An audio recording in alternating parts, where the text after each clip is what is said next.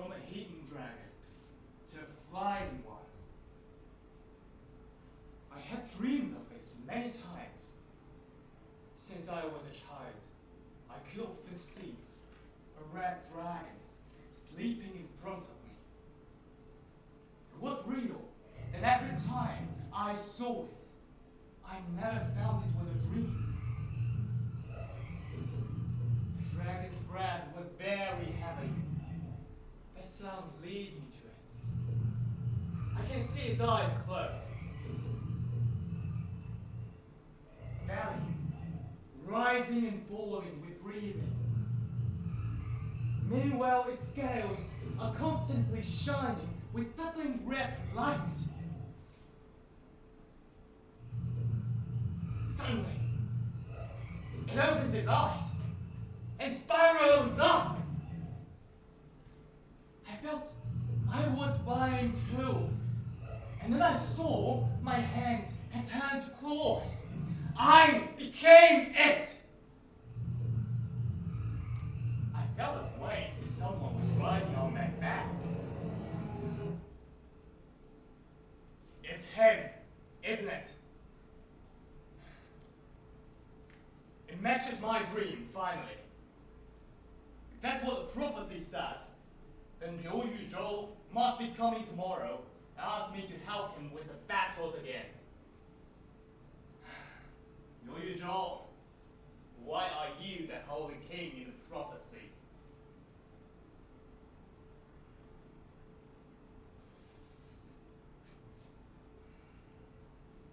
Smell of fresh mud,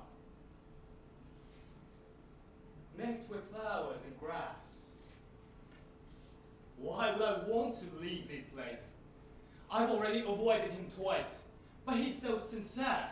And according to my mentor, I'm destined to serve the Holy King, otherwise what I've learned for a lifetime will be wasted.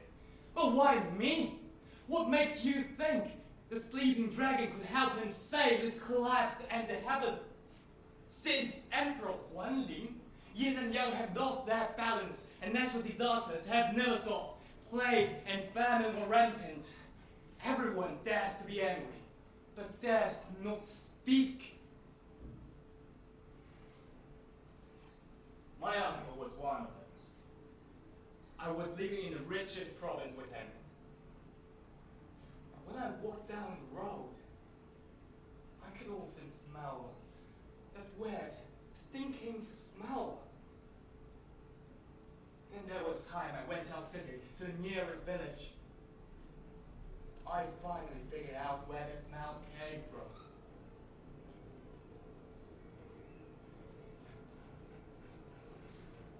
There were dead bodies, held up like a mountain. I could see potters on their body were pierced by maggots that crawled all over the place. No one was dealing with those bodies because they were afraid there were devils around.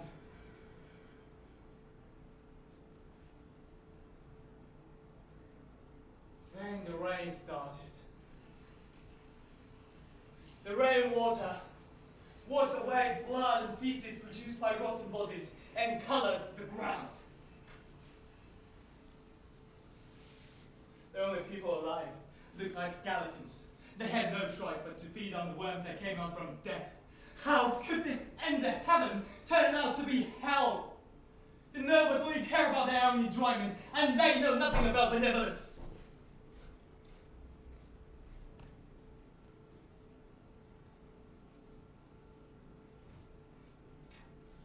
My wife is a good prophet. She can predict everything. I bet you my mentor's daughter must be a tough job for her. Her skin is dark, and she has golden hair. A beautiful face has a pair of charming brown eyes. When we first met, the first words she said to me were, "I've been waiting for you for so long, sleeping dragon." I was shocked. How could she know that? I remember the day we married. We sing songs. We shout poems. We were were all drunk. Later on, when we were in bed, I was about to undress her. But she ruined my mood by reminding me to never forget my duty. When the day comes and the stars change, I must fight. She said, the prophecy's never wrong.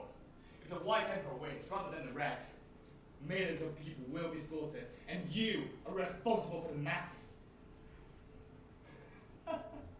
Masses! Masses! They are my family, and their top priority are the masses.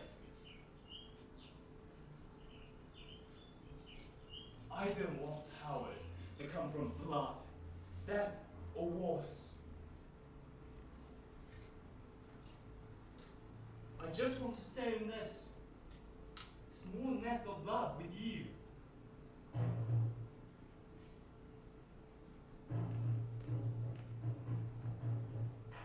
If the nest is destroyed, how could eggs live? The hand they have is taken by cruel rulers. How can I stay away from the outside and live here in peace? Ancestors have long said it is the right thing to do, to kill villains to save good people. Why?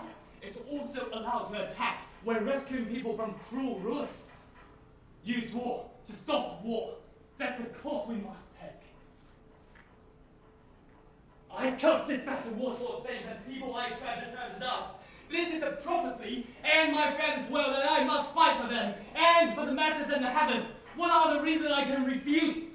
Surely, we are powerless, but here are the things that are impossible. I will go down in history. This is my last chance.